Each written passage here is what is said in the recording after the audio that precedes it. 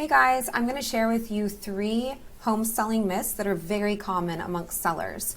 And in addition to that, sometimes there are real estate agents who are not confident enough to stand up to their seller clients and advise them against following these misbeliefs. So listen up.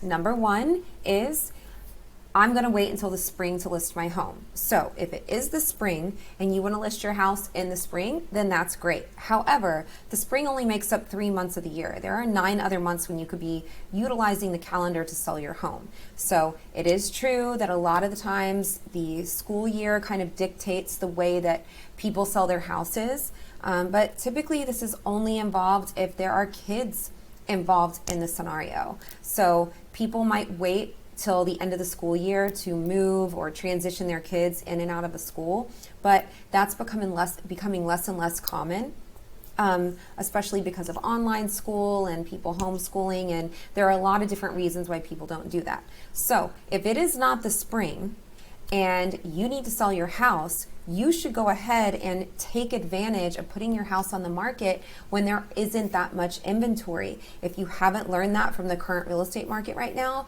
when there's not a lot of inventory, it becomes a seller's market. When it's a seller's market, then you have the upper hand as a seller when you put that house on the market, because buyers are out there, they don't have much to choose from, and you kind of get to set the rules. So don't forget to take advantage of that. The second myth is, when a house needs updates, even if they're very minor or even if it needs some repairs, it is very, very common for a seller to say, I don't want to deal with that. I'd rather just have the buyers deal with it. What I'm going to do is just offer the buyers an allowance and, let's go ahead and put it on the market as is. I don't want to do anything. I don't want to put in any elbow grease to get this house listed. Listen, I cannot emphasize enough how you are always leaving money on the table when you do this. So, number 1, when someone approaches a house that's for sale and they see that it needs work or updates or repairs, even if they're small, they immediately start slashing that list price and trying to justify how they are going to make you an offer below what you're asking. Okay, so even just a fresh coat of paint on the whole house can make a way better first impression, so that somebody's willing to just come in and make a better offer or accept the house as is because it's already had that work done for them. The second thing is, a lot of buyers, they are exhausting all of their resources and finances to get across the finish line and close on a house. So if they're emptying their bank account and emptying their savings account to buy this house, they don't have the funds to come in after closing and spend 2 or 5 or 10 or 20 grand on paint or a water heater or a piece of an AC or anything, especially floors. I mean, floors are one of the biggest things that I see a really healthy ROI on when it comes to people selling their home, other than upgrades to like kitchens and counters and stuff like that. So I always make my sellers really sit back and we work the numbers together to see if they're going to spend $2,500 on paint and sprucing up the house, even just the landscaping in the front yard. A lot of times that allows us to list on the higher end of the spectrum, and they can recoup those funds or maybe more. And even if all they're doing is breaking even, a lot of times just the fact that you can sell your house really quickly, that right there is money in the bank, so that you don't have to deal with the house sitting on the market and getting kicked out of the house at inconvenient times so that people can view your home. The other reason that you don't want to wait to do the repairs and upgrades is because, let's say that you're willing to give the buyer $10,000 allowance to get new carpet or floors or fix the HVAC system. That's great, and it's amazing that you're doing that. However, most buyers, I'd say 99% of buyers, when they're buying a house, they are only allowed to receive a certain amount in closing costs and in seller concessions from the seller.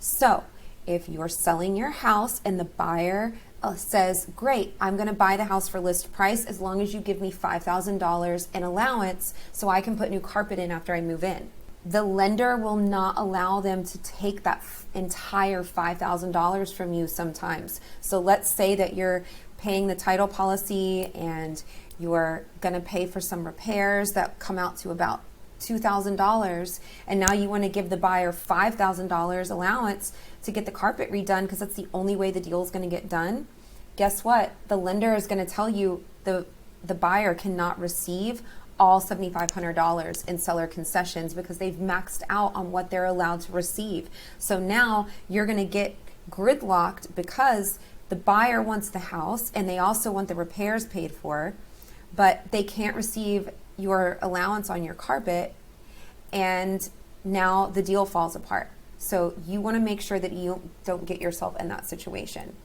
The third myth that you want to be aware of is, I hear this all the time. This is a common, very common conversation I have with sellers in almost every single listing appointment.